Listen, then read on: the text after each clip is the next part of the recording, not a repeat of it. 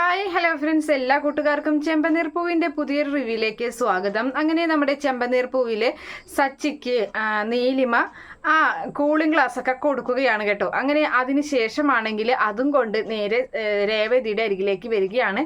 അങ്ങനെ രേവതി കളിയാക്കൊക്കെ ചെയ്യുന്നുണ്ട് സച്ചി ആ ഗ്ലാസ് വെച്ച് കണ്ടിട്ട്. അതിനുശേഷം നീലിമ തന്നതാണ് എന്നും പറഞ്ഞിട്ട് രേവതിക്കും ആ ഗ്ലാസ് കൊടുക്കുകയാണ്. അങ്ങനെ അതിന് ശേഷമാണെങ്കിൽ കാണിച്ചു തരാമെന്നും പറഞ്ഞ് മേഡത്തിനെ കാണിച്ചു തരാമെന്നും പറഞ്ഞ് നമ്മുടെ സച്ചി അവളുമായി നിന്നിട്ടുള്ള ഫോട്ടോ എടുത്തിട്ടുണ്ടായല്ലോ, സെൽഫി, അത് കാണിച്ചു കൊടുക്കുകയാണ്.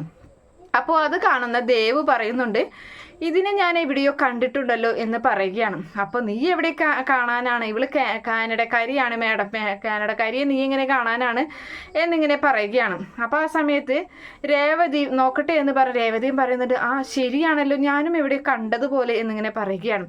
അപ്പോൾ നമ്മുടെ ദേവ് പറയുന്നുണ്ട്, ഇപ്പം മനസ്സിലായി, അന്ന് സച്ചിയേട്ടൻ്റെ ഏട്ടൻ്റെ വിവാഹമായിട്ട് ചേച്ചിയുടെ വിവാഹം ഉറപ്പിച്ചില്ലേ, അന്ന് ആ സമയത്ത് ഈ പെണ്ണ് അവിടെ വന്നിട്ടുണ്ടായിരുന്നു, സച്ചിയേട്ടൻ്റെ ഏട്ടനുമായിട്ട് സംസാരിക്കുന്നത് ഞങ്ങൾ കണ്ടായിരുന്നു. ഇതല്ലേ സച്ചിയേട്ടൻ്റെ ഏട്ടൻ സ്നേഹിച്ചിരുന്ന പെണ്ണ് ഇതാണെന്നാണ് എനിക്ക് തോന്നുന്നത് എന്നിങ്ങനെ ദേവ് പറയുന്ന സമയത്ത് രേവതിയും പറയുന്നുണ്ട്, അത് ശരിയാണ്, ഞാനും ശ്രദ്ധിച്ചായിരുന്നു, അന്ന് ആ കല്യാണത്തിൻ്റെ മണ്ഡപത്തിൽ ഈ പെണ്ണ് വന്നായിരുന്നു എന്ന് പറയുന്നുണ്ട്. സത്യമാണോ നിങ്ങൾ പറയുന്നത്, നിങ്ങൾക്ക് ആള് മാറിയിട്ടൊന്നുമില്ലല്ലോ നിങ്ങൾ സച്ചി ചോദിക്കുകയാണ്. സത്യം തന്നെയാണ്, അതെ അത് തന്നെയാണ്. അപ്പോൾ അങ്ങനെയാണെങ്കിൽ ഈ സുധിയേട്ടനെ സ്നേഹിച്ചതും സുധിയേട്ടൻ്റെ പൈസ തട്ടിക്കൊണ്ട് പോയതുമൊക്കെ ഈ പെണ്ണായിരിക്കുമോ എന്നിങ്ങനെ ദേവ് സംശയം പറയുമ്പോൾ, അങ്ങനെയാണെങ്കിൽ അത് ഞാൻ എന്തായാലും കണ്ടെത്തുക തന്നെ ചെയ്യും എന്നും പറഞ്ഞ് നമ്മുടെ സച്ചി അവിടെ നിന്നും പോവുകയാണ്. വളരെ പെട്ടെന്ന് തന്നെ വേഗം ഇവളെ നീലിമയുടെ അരികിലേക്ക് ചെല്ലുന്നുണ്ട്. അപ്പോൾ അകത്തേക്ക് അങ്ങനെ കടന്നു ചെല്ലുമ്പോൾ, എന്താ സച്ചി എന്ന് ചോദിക്കുകയാണ്. ഒന്നുമില്ല, എനിക്കൊരു കാര്യം അറിയാനാണെന്നും പറഞ്ഞ് അവിടെ കയറി അധികാരത്തോട് കൂടി ഇരിക്കുകയാണ്. സച്ചിയെ ഞാൻ വാടകയൊന്നും വിളിച്ചില്ലല്ലോ, പിന്നെ എന്തിനാ സച്ചി ഇങ്ങോട്ട് വന്നത് എന്നിങ്ങനെ ചോദിക്കുന്നുണ്ട്. ഞാൻ വാടക വിളിച്ചിട്ട് വന്നതല്ല, എനിക്ക് വേറൊരു കാര്യം അറിയാൻ വേണ്ടി വന്നതാണ്, നീയാണോ നീലിമ എന്ന് ചോദിക്കുന്നുണ്ട്. നിനക്ക് സുധീന്ദ്രനെ അറിയോ എന്ന് ചോദിക്കുകയാണ്. അപ്പോൾ ആ സമയത്ത് അവളൊന്ന് ഞെട്ടിപ്പോവുകയാണ്. നീ എന്തിനാ ആവശ്യമില്ലാത്ത കാര്യങ്ങളൊക്കെ അന്വേഷിക്കുന്നത് എന്ന് പറയുമ്പോൾ, ഞാൻ ആരാണെന്നറിയോ, ഞാൻ അവൻ്റെ അനിയനാണ് സച്ചി എന്ന് പറയുന്നുണ്ട്.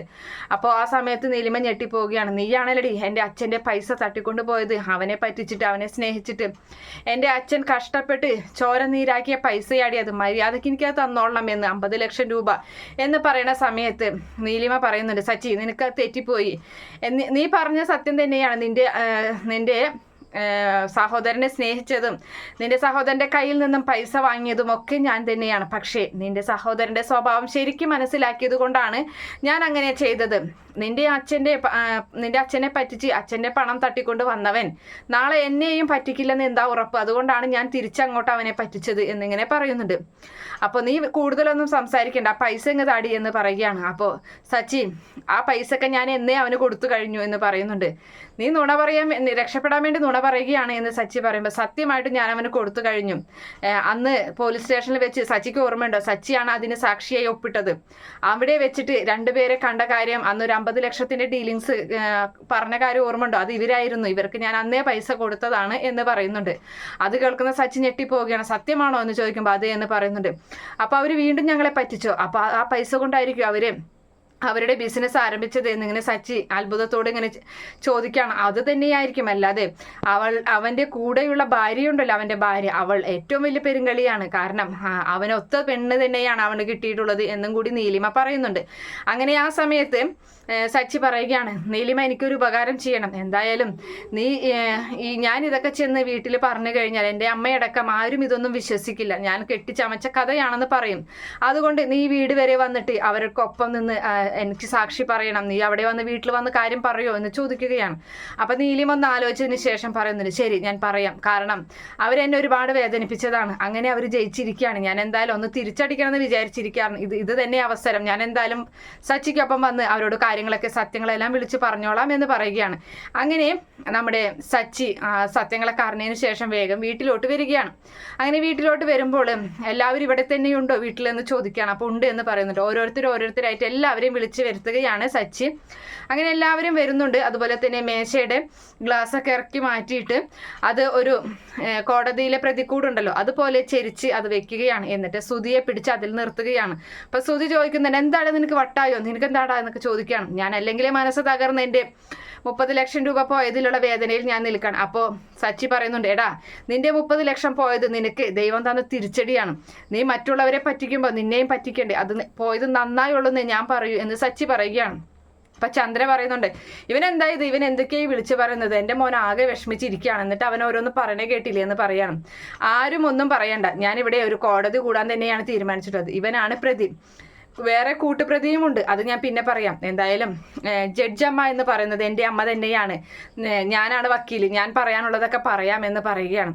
നീ എന്ത് നാടകമാണ് ഈ കളിക്കുന്നത്, നിന്റെ ഇള്ളക്കളിക്ക് നിൽക്കാൻ ഞങ്ങൾക്ക് ഇവിടെ നേരമൊന്നുമില്ല എന്നും പറഞ്ഞ് നമ്മുടെ ചന്ദ്രമതി ചൂടാവുകയാണ്. അപ്പോൾ ആ സമയത്ത് ഒരു അല്പസമയം വെയിറ്റ് ചെയ്യും, അപ്പോൾ അറിയാലോ എന്താണെന്നുള്ളത് എന്ന് പറഞ്ഞിട്ട്, എടാ നിന്റെ കയ്യിൽ അച്ഛൻ്റെ പൈസ കൊണ്ടുപോയില്ലേ, നിന്നെ പ്രണയിച്ചിരുന്ന ഒരുത്തി എന്ന് പറയുമ്പോൾ അതെല്ലാവർക്കും അറിയണ കാര്യമില്ല, നീ ഇനിയിപ്പോൾ എന്തിനാ അത് വീണ്ടും വിളമ്പുന്നത് എന്ന് ചന്ദ്രമതി ചോദിക്കുകയാണ്. അതുവരെയല്ലേ നിങ്ങൾക്ക് കാര്യങ്ങൾ അറിയുള്ളൂ, ആ പൈസ ആ പറയുന്ന നീലിമ ഇവനെ തിരിച്ചു കൊടുത്ത കാര്യം ആർക്കെങ്കിലും അറിയൂ എന്ന് ചോദിക്കുമ്പോൾ എല്ലാവരും ഞെട്ടിപ്പോവുകയാണ്. അപ്പം നമ്മുടെ ശ്രുതി പറയുന്നുണ്ട്, വെറുതെ ശ്രുതിയെ ഓരോന്ന് പറയുകയാണ്, എന്തിനാ എൻ്റെ ശ്രുതിയെ നീ എപ്പോഴും ഇങ്ങനെ അപമാനിച്ചു കൊണ്ടിരിക്കുന്നത്, വെറുതെ ആവശ്യമില്ലാത്ത കള്ളക്കഥകളൊക്കെ ഉണ്ടാക്കണം, നിനക്ക് എന്തെങ്കിലും തെളിവുണ്ടോ അതിന് അങ്ങനെ ഉണ്ടെങ്കിൽ എന്ന് പറയുകയാണ്.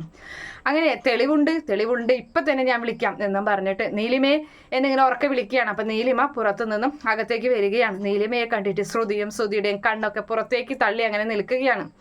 അങ്ങനെ ആ സമയത്ത് സച്ചി പറയുന്നുണ്ട്, നീലിമേ എന്താ സംഭവിച്ചത്, കാര്യങ്ങളൊക്കെ തുറന്ന് പറയുമെന്ന് പറയാണ്. നീലിമ വള്ളിപുള്ളി തെറ്റാതെ എല്ലാ കാര്യങ്ങളും തുറന്ന് പറയുന്നുണ്ട്. അവരോട് മാപ്പും പറയുകയാണ്, ഞാൻ ചെയ്തതൊക്കെ തെറ്റ് തന്നെയാണ്, നിങ്ങളുടെ പണം കൊണ്ടുപോകാൻ പാടില്ലായിരുന്നു, പക്ഷേ ഇവൻ സ്വന്തം അച്ഛൻ്റെ പണം കൊണ്ടുപോയ സ്ഥിതിക്ക് ഇവനെ പറ്റിച്ചിട്ട് എനിക്കെതിരെ പണം കൊണ്ടുപോയാൽ അതുകൊണ്ടാണ് ഞാൻ അങ്ങനെ ചെയ്തത്, എല്ലാവരും എന്നോട് ക്ഷമിക്കണം. എന്തായാലും പലിശ സഹിതം ഫുൾ എമൗണ്ട് ഇവരെൻ്റെ കയ്യിൽ നിന്ന് തിരിച്ചു വാങ്ങിയിട്ടുണ്ട്, അത് ഈ വീട്ടുകാരെ ഇവൻ പറ്റിച്ചിട്ടല്ലേ അത് മേടിച്ചത്, അതെന്തായാലും അത്രയ്ക്കൊന്നും ഞാൻ വലിയ കുറ്റമൊന്നും ചെയ്തിട്ടില്ല എന്ന് പറയണം. അപ്പോൾ സച്ചി പറയുന്നത്, ശരി നീലിമേ നീ പൊക്കോ എന്ന് പറയണം, എന്തായാലും കാര്യങ്ങളൊക്കെ എല്ലാവർക്കും ബോധ്യപ്പെട്ടിട്ടുണ്ട് എന്ന് പറഞ്ഞ് അങ്ങനെ നമ്മുടെ ചന്ദ്രയ്ക്ക് ദേഷ്യം വരികയാണ്. ചന്ദ്ര വന്നിട്ട് ശ്രുതിയുടെ കോളർക്ക് പിടിച്ചിട്ട്, എടാ നീ എന്താടാ ചെയ്തത്, നിന്റെ അച്ഛൻ ചോര നീരാക്കി ഉണ്ടാക്കിയ പൈസ 50 ലക്ഷം നീ എന്ത് ചെയ്തടാ, നീ അത് വെച്ചിട്ടാണോ അവിടെ ബിസിനസ് തുടങ്ങിയത്, എന്താടാ നീ ചെയ്തതെന്നൊക്കെ ചോദിച്ചിട്ട്, ഞാനെല്ലാം എല്ലാ ശ്രുതി പറഞ്ഞിട്ടാണ് ഞാൻ ചെയ്തത്, ഞങ്ങൾ ബിസിനസ് തുടങ്ങിയത് ആ പൈസ കൊണ്ടാണ് എന്ന് പറയുമ്പോൾ ഒറ്റയടിക്ക് നമ്മുടെ ശ്രുതി കുറ്റം മുഴുവനും ശ്രുതിയുടെ തലയിൽക്കിടാണ്. അങ്ങനെ നമ്മുടെ ശ്രുതിയുടെ അരികിലേക്കായി ചന്ദ്ര വരുന്നത്, എടി നീ എന്താടി ചെയ്തത് എന്ന് ചോദിച്ച് അവളെ തലങ്ങും വലങ്ങും നല്ല രീതിയിൽ എല്ലാവരുടെയും മുന്നിൽ വെച്ച് തല്ലിച്ചതയ്ക്കുകയാണ്. ബാക്കി എന്താകുന്നുള്ളത് നമുക്ക് അടുത്ത റിവ്യൂവിൽ പറയാം. ഈ റിവ്യൂ ഇഷ്ടപ്പെടുകയാണെങ്കിൽ ഈ ചാനൽ ഒന്ന് സബ്സ്ക്രൈബ് ചെയ്ത് സപ്പോർട്ട് ചെയ്യുക. Okay friends, bye, thank U.